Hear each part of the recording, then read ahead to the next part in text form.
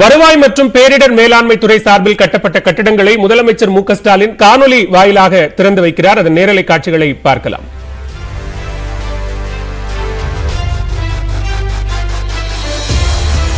கூடுதல் விவரங்களோடு இணைகிறார் எமது சிறப்பு செய்தியாளர் பாண்டியராஜ். விவரங்களை பதிவு செய்யலாம்.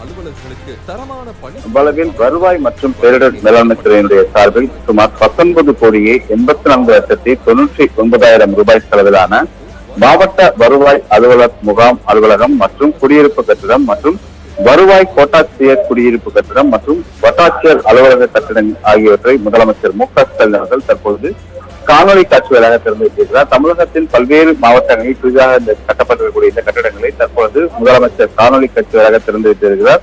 தொடர்ந்து தமிழ்நாடு அரசு பணியாளர் தேர்வாணையத்தின் மூலமாக தொகுதி 1 தேர்வின் மூலம் வாயிலாக துணை ஆட்சியர் பணியிடத்திற்கு தேர்வு செய்யப்பட்டுள்ள 18 துணை ஆட்சியர்களுக்கு பணி நியமன ஆணைகளையும் முதலமைச்சர் மு.க.ஸ்டாலின் அவர்கள் வழங்கியிருக்கிறார்.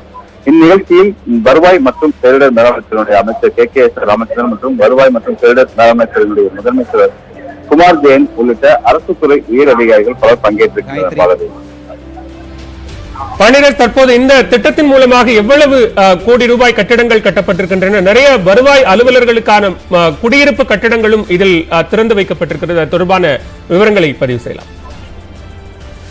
இந்த வருவாய் மற்றும் பேரிடர் மேலாண்மை துறையினுடைய சார்பில் சுமார் 19 கோடியே 84,99,000 ரூபாய் செலவிலான பல்வேறு கட்டிடங்கள் அமைக்கப்பட்டிருக்கு. தமிழகத்தில் இருக்கிற பல்வேறு மாவட்டங்கள் குறிப்பாக நாமக்கல், வேலூர், திருப்பத்தூர் மற்றும் உள்ளிட்ட பல்வேறு மாவட்டங்களில் கட்டப்பட்டிருக்கக்கூடிய வருவாய் அலுவலர் முகாம் அலுவலகம் மற்றும் குடியிருப்பு கட்டிடம் உள்ளிட்ட பல்வேறு கட்டிடங்களை தற்போது திறந்து வைத்திருக்கிறார். நம்ம ஏற்கனவே குறிப்பிட்டது போல 19 கோடியே 84,99,000 ரூபாய் செலவிலான கட்டப்பட்ட கட்டிடங்களை தற்போது முதலமைச்சர் மு.க.ஸ்டாலின் திறந்து வைத்தார். பலரை நன்றி பாண்டியராஜன், விரிவான விவரங்களை பதிவு செய்தமைக்கு.